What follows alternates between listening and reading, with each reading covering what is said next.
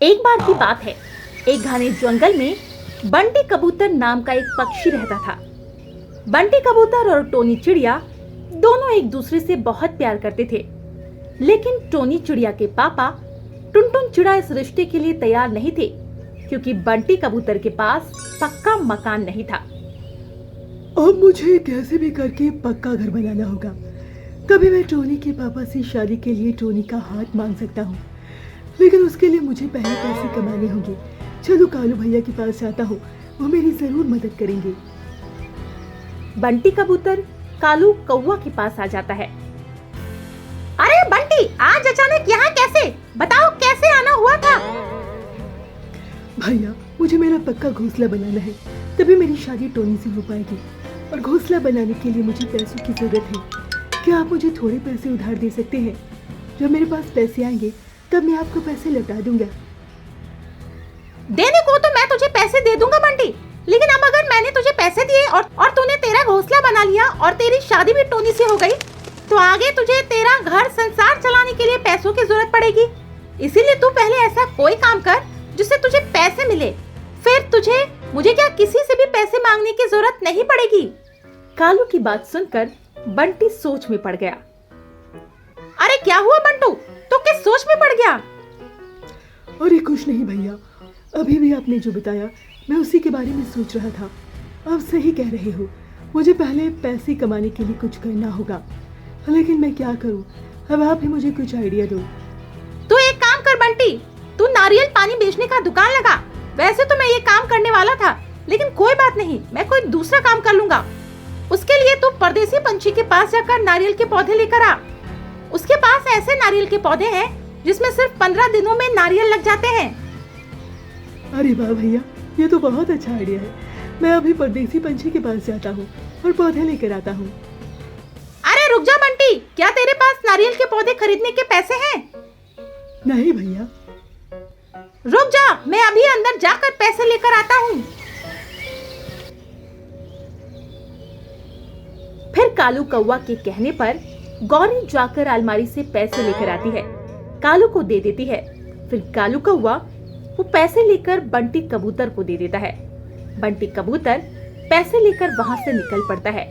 थोड़ी ही देर में वो परदेसी पंछी के पास आ जाता है। बंटी कबूतर, तुम यहाँ कहो कैसे आना हुआ? जी, मुझे नारियल के कुछ पौधे खरीदने थे। हाँ हाँ, क्यों नहीं, बोलो तुम्हें कितने पौधे चाहिए? एक पौधा कितने रुपए में मिलेगा? एक पौधा 50 रुपए में दे देता हूँ। ठीक है, फिर मुझे 40 पौधे दे दो। ठीक है बंटी, तो मुझे पैसे देकर तुम्हारे घर चली जाओ, मैं पौधे तुम्हारे घर भिजवा दूंगा। ठीक है, लेकिन सुना है आपके पास ऐसे नारियल के पौधे हैं जिसमें सिर्फ 15 दिनों में नारियल लग जाते हैं। तुमने बिल्कुल सही सुना बंटी, मेरे पास ऐसी खाद है जिससे नारियल के पौधों में सिर्फ 15 दिनों में नारियल आ जाएंगे। ठीक है, मुझे वही पौधे दे देना, लेकिन खाद के लिए अभी मेरे पास पैसे नहीं है। बंटी, तुमने इतने सारे पौधे लिए, इसके लिए मैं तुम्हें पौधों में लगने वाली खाद फ्री में दूंगा। आपका बहुत बहुत शुक्रिया, अभी मैं चलता हूँ। बंटी कबूतर वहां से निकलकर अपने टूटे फूटे घर की ओर निकल पड़ता है। थोड़ी देर उड़ने के बाद वो अपने घर आ जाता है। कुछ घंटे बीत जाते हैं और हरी तोता टांगे में नारियल के पौधे लेकर आ जाता है। पूरा पौधे और खाद उतार देता है। चलो अब बस सो जाता हूँ, बाकी का काम कल करूँगा। सुबह हो जाती है। सुबह होते ही बंटी अनाज लाने के लिए बाहर निकल पड़ता है।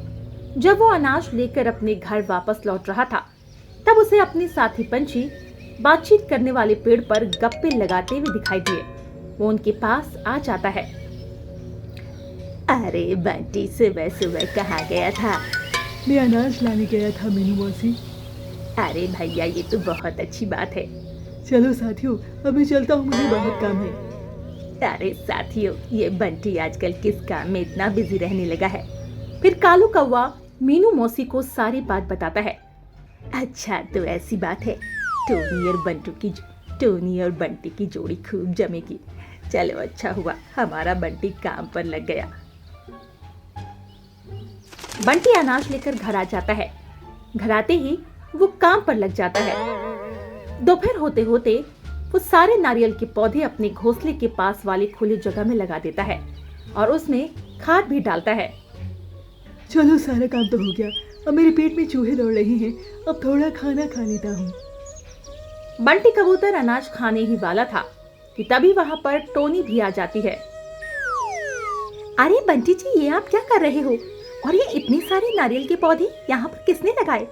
आप जल्दी कुछ करो, नहीं तो पापा मेरी शादी कहीं और करा देंगे। बंटी सारी बात टोनी चिड़िया को बताता है। ये तो बहुत अच्छा आइडिया है बंटी जी, चलो अब मैं चलती हूँ। धीरे धीरे दिन बीतने लगते हैं और 15 दिन होते ही नारियल के पौधे बड़े होने लगते हैं और उसमें नारियल भी लगने लगते हैं और थोड़े दिन बीत जाने के बाद नारियल तोड़ने लायक हो जाते हैं। बंटी कबूतर नारियल के पेड़ों को पानी दे रहा था, तभी वहां पर परदेसी पंछी आ जाता है। अरे बंटी, ये नारियल के पेड़ तो बहुत बड़े हो गए हैं और इनके नारियल भी अब तोड़ने के लिए तैयार हैं। अब तुम्हारा आगे का प्लान क्या है? अब मैं रोज थोड़ी थोड़ी नारियल निकाल कर इन्हें मार्केट में जाकर बेचूंगा और इनसे जो पैसे मिलेंगे उन पैसों से मेरा पक्का घर बनाऊंगा। अरे बंटी, तू कब तक थोड़ी थोड़ी नारियल बेचेगा? उसकी बजाय तू एक काम कर, मेरे पास एक नारियल खरीदने वाला व्यापारी है। अगर तू ये सारे नारियल उसे बेचेगा तो मैं तुझे अच्छी खासी कीमत दिलवाऊंगा। ये तो बहुत अच्छी बात है, लेकिन मुझे सोचने के लिए थोड़े समय दीजिए, मैं आपको सोच कर बताता हूँ। ठीक है, कोई बात नहीं, अब मैं चलता हूँ।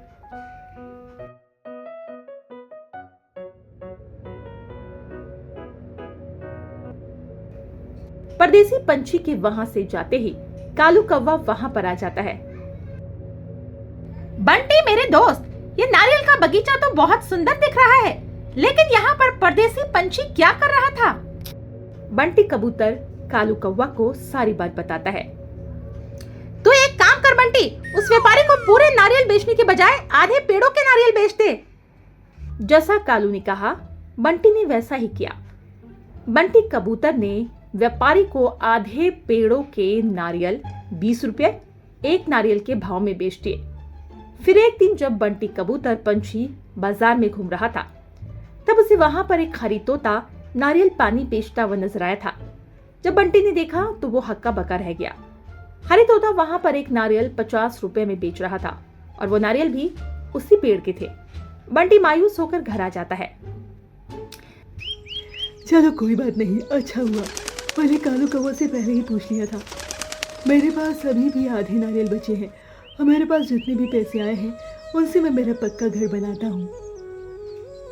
बंटी कबूतर दिन रात मेहनत करता है और थोड़े ही दिनों में अपना खुद का पक्का घर बना लेता है।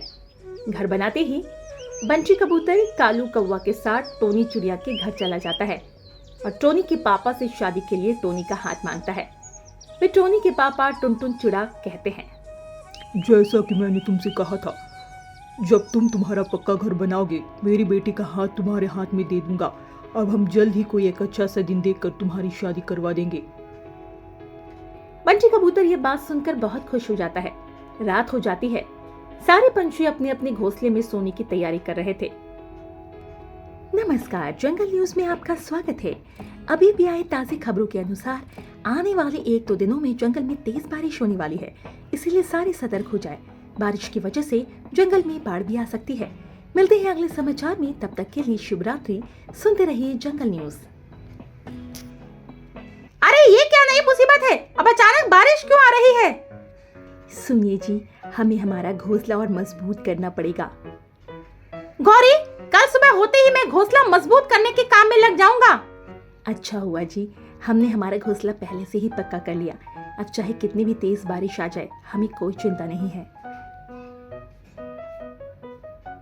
कालू कौवा गौरी कौवी आपस में बात कर ही रहे थे कि इतनी ही देर में बारिश तेज होने लगती है। थोड़ी ही देर में जंगल में पानी जमा होने लगा।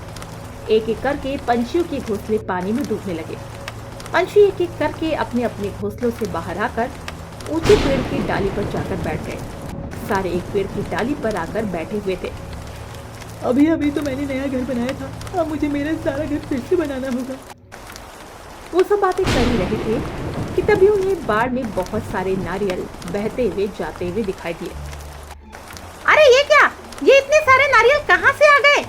अरे बंटी, ये तो तुम्हारे ही पेड़ों के नारियल लगते हैं। अरे हाँ भैया, लेकिन ये इतने बड़े कैसे हो गए? अरे बाप रे, घर भी गया और नारियल भी। तो मुझे फिर से घर बनाना पड़ेगा। अरे बंटी, क्यों ना हम इन नारियल से ही हमारे घोंसले बनाएं?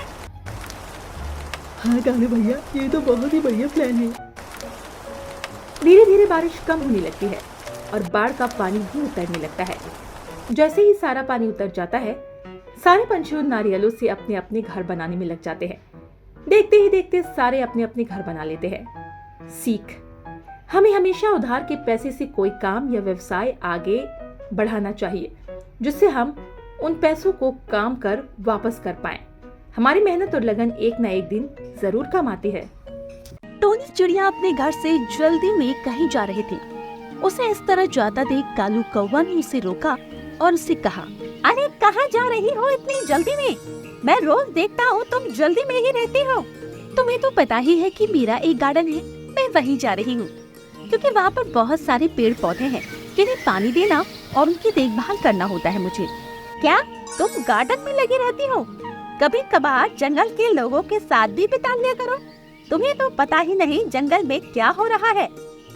अरे वैसे भी इन सब चीजों के लिए बहुत सारे पंछी हैं। मेरे लिए ये जरूरी नहीं है। मेरे लिए तो मेरा गार्डन ही जरूरी है, क्योंकि वो गार्डन मेरे पिताजी की है। ये कहकर टोनी चिड़िया वहाँ से चली गई। इस पर कालू कौवा ने अपने आप से कहा, इसे ज्यादा ही गार्डन का भूत चढ़ा हुआ है। जब देखो तब गार्डन ही जाती रहती है। पता नहीं वहाँ पर अकेले क्या करती होगी। वहीं दूसरी तरफ टोनी चिड़िया अपने गार्डन में आई और आकर अपने गार्डन को साफ करने लगी। उसके गार्डन में हर तरह की फूल से लेकर छोटे मोटे फलों के भी पेड़ लगे थे, जिससे वो गार्डन बहुत ही सुंदर लगता था। अक्सर उस गार्डन में बहुत सारे पंछी घूमने आया करते थे। अभी वो साफ सफाई कर ही रही थी कि तभी वहाँ पर बंटी कबूतर आया और उसने टोनी चिड़िया से कहा, आ गई तुम? मैं तुम्हारा ही इंतजार कर रहा था। आज लेट कैसी हो गई? क्या बताऊं, रास्ते में कालू कौवा मिल गया था, इसी वजह से लेट हो गई। वैसे आज आप अकेले आए हैं? लकी कबूतरी नहीं आई आपके साथ? नहीं नहीं, वो नहीं आई है, क्योंकि वो मायके चली गई है, इसी वजह से। वैसे तुम्हारा गार्डन बहुत ही सुंदर है। अगर तुम्हारा गार्डन जंगल में ना होता तो ये जंगल बहुत ही बेकार लगता। तुम्हारे गार्डन में बहुत सारे फल हैं जो हमें बहुत अच्छे लगते हैं। ये गार्डन मेरे पिताजी की है, उन्होंने ही ये सारे फल उगाए थे और आज मैं इन्हीं की देखभाल करती हूँ। वैसे भी मुझे भी इनका बहुत शौक है। इसके बाद टोनी चिड़िया ने उन सभी पेड़ पौधों में पानी दिया और आराम से आकर झूले पर झूलने लगी, क्योंकि उसने वहाँ पर एक प्यारा सा झूला बना रखा था, जिस पर वो काम करने के बाद झूला करती थी। इस पर बंटी कबूतर ने कहा, अरे टोनी चिड़िया, मैं सोच रहा हूँ तुम अपने गार्डन को रोजगार में बदल लो तो कितना अच्छा होगा ना? मैं कुछ समझी नहीं, कैसे रोजगार में? अगर तुम यहाँ पर कुछ झूले और लगवा लो तो यहाँ पर बच्चे और पंछी झूलने आया करेंगे और इससे तुम्हें पैसे भी मिला करेंगे। उपाय तो तुम्हारा अच्छा है और शायद इससे हमारे जंगल के बच्चे कहीं जाएंगे भी नहीं।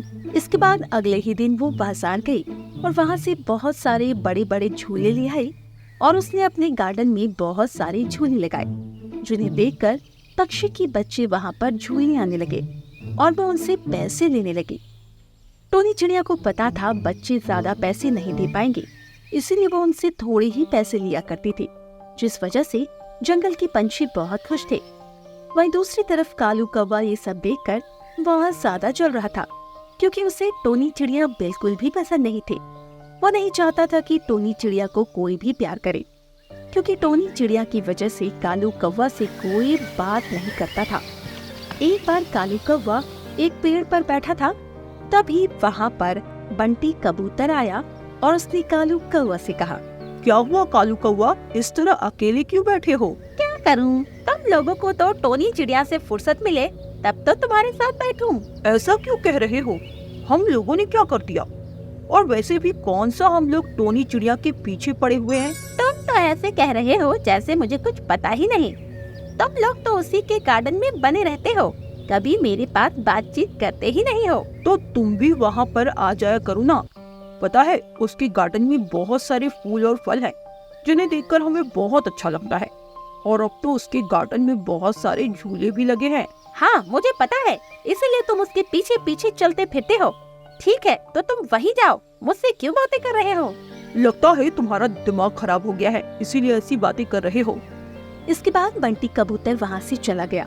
बंटी कबूतर के जाने के बाद कालू कौवा ने अपने आप से कहा, मुझे इस टोनी चिड़िया का कुछ करना ही होगा। पहले मेरे कितने सारे दोस्त थे, पर जब से टोनी चिड़िया ने अपने गार्डन को सभी के लिए खोला है, कोई भी मेरा दोस्त ही नहीं रहा। मैं आज रात में इसके गार्डन को ही आग लगाकर तबाह कर दूंगा। इसके बाद कालू कौवा वहाँ से चला गया। धीरे धीरे समय गुजर रहा था, सब कुछ अच्छा चल रहा था। सभी पंछी रोजाना टोनी चिड़िया के गार्डन में जाया करते थे। वहाँ पर आराम से झूला झूलते, फल खाते और बातचीत करते, जिससे उनका समय आराम से बीत जाया करता था। एक दिन टोनी चिड़िया अपने गार्डन में आराम से पेड़ पौधों की देखभाल कर रही थी। तभी वहाँ पर लकी कबूतरी आई और उसने टोनी चिड़िया से कहा, सुनो टोनी चिड़िया, तुम्हारे गार्डन को खतरा है। ये तुम क्या कह रही हो? क्या हुआ? इस पर लकी कबूतरी ने उसे सारी बात बताई, जिसे सुनकर टोनी चिड़िया बहुत परेशान हो गई। अगर ऐसा हुआ तो मेरा गार्डन बेकार हो जाएगा, तुम्हें मेरी मदद करनी होगी। ठीक है, मैं भी नहीं चाहती हूँ कि ये गार्डन बेकार हो, क्योंकि हम सभी यही तो रहते हैं। इसके बाद उन लोगों ने पूरे गार्डन में पानी छिड़कना शुरू कर दिया। शाम के समय वो सभी वहाँ से चले गए। इसी का फायदा उठाकर कालू कौवा वहाँ आया और उसने पूरे गार्डन में मिट्टी का तेल छिड़क दिया, आग लगा दी, पर आग लगी ही नहीं। ये देखकर कालू कौवा बड़ा हैरान हुआ। अरे आग क्यों नहीं लगी? अभी तक तो पूरे गार्डन में आग लग जानी चाहिए थी। तभी पीछे से कालू कौवा को टोनी चिड़िया ने पकड़ लिया और उसे कहा, अच्छा तो तुम मेरे गार्डन को बर्बाद करना चाहते थे? तुम इसमें आग लगाना चाहते थे? नहीं नहीं, तुम्हें कोई धोखा हुआ है, मैं तो बस ऐसे ही आया था। अच्छा ऐसे ही आए थे? तुम झूठ बोल रहे हो। मुझे लकी कबूतरी ने सब बता दिया था कि तुम मेरे गार्डन में आग लगाना चाहते थे, इसीलिए मैंने पहले ही अपने गार्डन को पानी से भिगो दिया था। जिसे सुनकर कालू कौवा बहुत ज्यादा शर्मिंदा हुआ, क्योंकि तब तक वहाँ पर भी और पंछी आ गए थे। और बंटी कबूतर ने कहा, तुम्हें शर्म आनी चाहिए कालू कौवा। टोनी चिड़िया ने ये गार्डन बहुत ही मेहनत से तैयार किया है और यहाँ पर सभी पंछी अपना आराम से समय गुजारते हैं। तुमसे क्या हम लोगों की खुशी नहीं देखी जाती? नहीं नहीं, ऐसी बात नहीं है। तुम लोगों को कोई गलतफहमी हो रही है। कोई गलतफहमी नहीं हो रही है। मैंने अपने कानों से सुना था, जब तुम बंटी कबूतर के जाने के बाद अपने आप से टोनी चिड़िया का जंगल जलाने की बात कर रही थे। मुझे नहीं पता था कालू कौवा कि तुम मुझसे इतना जलते हो। मैं तो सोच रही थी थोड़ी बहुत जलन होगी, पर मुझे नहीं पता था तुम मेरे गार्डन को ही तबाह कर दोगे। तुम्हें पता है ये मुझे बहुत प्यारा है, अगर इसे कुछ हो जाता तो मैं जिंदा नहीं रह सकती थी। मुझे माफ कर दो टोनी चिड़िया, मुझसे गलती हो गई। मैं आगे से कभी भी तुम्हारे गार्डन को नुकसान नहीं पहुंचाऊंगा। ठीक है, जाओ यहाँ से और कभी भी मेरे गार्डन में दिख मत जाना, वरना मुझसे बुरा कोई नहीं होगा। ये सुनकर कालू कौवा चुपचाप वहाँ से चला गया और अब सभी पंछी बहुत खुश थे। वहीं टोनी चिड़िया भी बहुत खुश थी कि उसका गार्डन सुरक्षित है। दोस्तों, इस कहानी से हमें यही सीख मिलती है, हमें कभी भी किसी से जलन नहीं करनी चाहिए, क्योंकि जलन बहुत ही बुरी आदत होती है, जो दूसरों के साथ खुद को भी चोट पहुंचाती है।